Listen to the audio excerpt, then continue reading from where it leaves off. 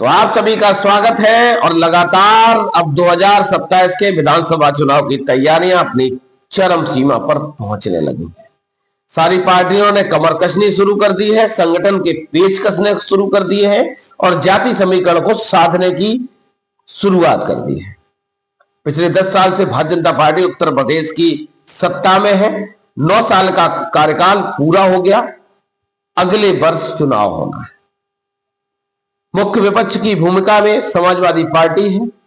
एक तरीके से अगर देखा जाए तो लोकसभा में नंबर 1 की पार्टी है उत्तर प्रदेश में, और विधानसभा में विपक्ष की भूमिका में है। अखिलेश यादव ने भी लगातार अपनी तैयारियां शुरू कर दी। हालांकि भारतीय जनता पार्टी का आलम इस समय किसी से छुपा नहीं है। किस तरीके से केशव प्रसाद मौर्य से लेके ब्रजेश पाठक से लेके और मुख्यमंत्री योगी आदित्यनाथ, तीनों लोगों में इस समय खींचतान लग पड़ी हुई है। क्योंकि 2017 का जो विधानसभा चुनाव था वो केशव प्रसाद मौर्य के चेहरे पर लड़ा गया था और यही कारण था कि प्रचंड बहुमत भारतीय जनता पार्टी को हासिल हुआ था। उसके बाद उन्हें डिप्टी सीएम बनाया गया, लगातार बेइज्जत भी किया गया। उनके बहुत सारे फेसबुक पोस्ट से आपने समझा होगा, उनके कभी कोई बयानों से आप लोगों ने समझा होगा, और वही स्थिति अब फिर धीरे धीरे निकल कर आने लगी। अभी 2 दिन पहले ब्रजेश पाठक ने जो प्रहार अपनी ही सरकार पर किया, और यूं कहा जाए, ये कहा कि जो शंकराचार्य के शिष्यों के साथ जो कृत्य किया गया वो महापाप है और इस पाप की सजा भुगतनी पड़ेगी। यानी कि 2027 के चुनाव में भुगतनी पड़ेगी या अपने सार्वजनिक जीवन में भुगतनी पड़ेगी। ये सारी चीजें तो अभी भविष्य के गर्त में हैं, लेकिन पक्ष और विपक्ष ने 2027 की तैयारियां शुरू कर दी। अभी हाल ही में समाजवादी पार्टी में नसीमुद्दीन सिद्दीकी, बसपा के 2 नंबर के नेता, 18 मंत्रालयों के मालिक रहे, कई सरकारों में मंत्री रहे, बसपा की जितनी भी सरकारें रही मंत्री रहे,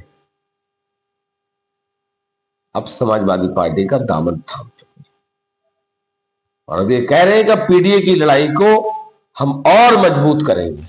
अब कितना मजबूत कर पाएंगे ये तो आने वाले 2027 के नतीजे बताएंगे।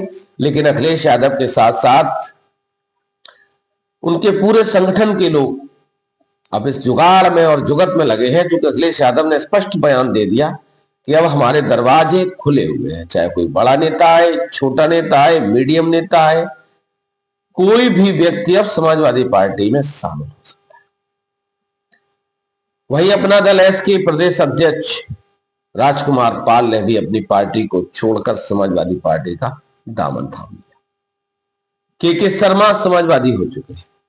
ऐसी, चूंकि अभी चुनाव में समय है, जिस तरीके की मुझे आभास और आशंका लग रही है कि आने वाले समय में उत्तर प्रदेश की राजनीति में तोड़ फोड़, पार्टी बदलने का वो भूचाल आएगा जिसकी शायद कल्पना किसी ने नहीं करी होगी। 2024 के लोकसभा चुनाव के नतीजों से अखिलेश यादव से लेकर समाजवादी पार्टी का कॉन्फिडेंस 7वें आसमान पर है। लोकसभा में तीसरी सबसे बड़ी पार्टी और उत्तर प्रदेश में लोकसभा में नंबर 1 की पार्टी बन गई। उसके बाद से लगातार अखिलेश यादव ये भी सोच रहे हैं कि 37 सीटों के आधार पे भी अगर देखा जाए और सर्वे के आधार पे भी अगर देखा जाए तो समाजवादी पार्टी लगभग 240 सीटों पे बढ़त बनाई हुई।